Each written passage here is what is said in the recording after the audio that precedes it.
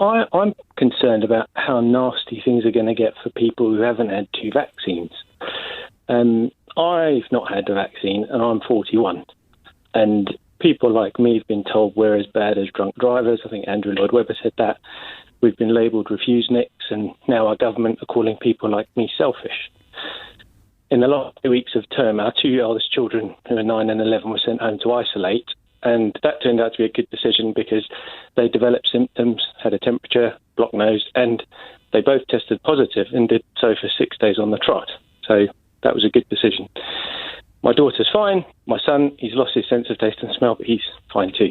And as a family, we're pretty close. We don't wear masks indoors. We don't distance ourselves because we've got young kids. We hug, we kiss, we sit next to each other, all that sort of stuff. We share toothpaste, towels, all that kind of stuff. And you'd think I'd have caught it, wouldn't you? Because it's so contagious, and that's what we've been told. But I didn't. Do you know why? Because I've had it before. I had it before the vaccines were available for my age group. I had COVID symptoms for 2 months. I lost my taste, a long cough. But it wasn't a serious illness for me, and I'm not worried about getting it again. But why would I vaccinate myself against something I've already had? Is the science or data saying that my immunity through natural infection is inferior to the immunity offered by the vaccine developed 12 months ago? Well, let me bring in Dr. Pankania, who I'm sure has a few thoughts on this, John. Stay right there. What do you say to what John's been saying, Bharat? Yeah, John, I empathise with you. I sympathise with you. I really do not feel that we need to discriminate against people who have not been immunised, and calling them refuseniks and selfish is not helpful. John, the science is as follows. So if you have a illness and you are, really fighting that illness, you may not make robust, consistent, prolonged immunity.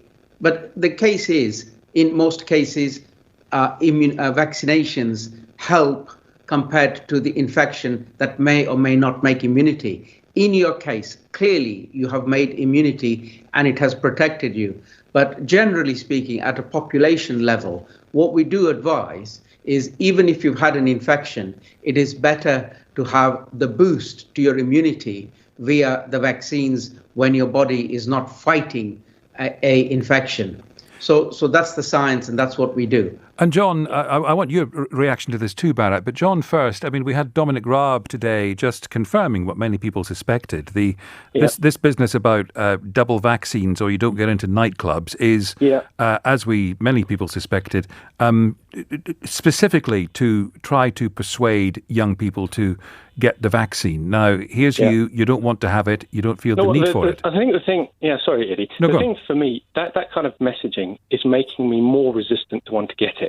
I'm so frustrated and angry that they're using normal things we do in normal life and saying you can't do those things because you've not been vaccinated. It isn't about the jab anymore for me.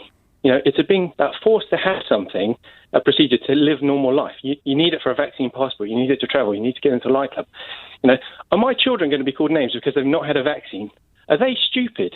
Are their life chances going to be impacted, in future because, if they've offered a vaccine and they don't think they need one or choose they don't want it? The current medical opinion is that young people don't need to be vaccinated. The risk to most people for serious illness is very low. The young even more so. And today they're saying for university students are being told jabs could become required for entry. This coercion makes me feel really nervous, and I don't like where it's going, and I'm really cross about it.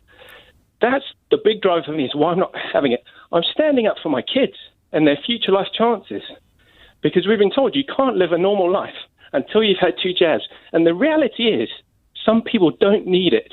But I get it. It is a serious illness for a lot of people that are old and vulnerable. And for most of those people, they've had the vaccine. But I have natural immunity.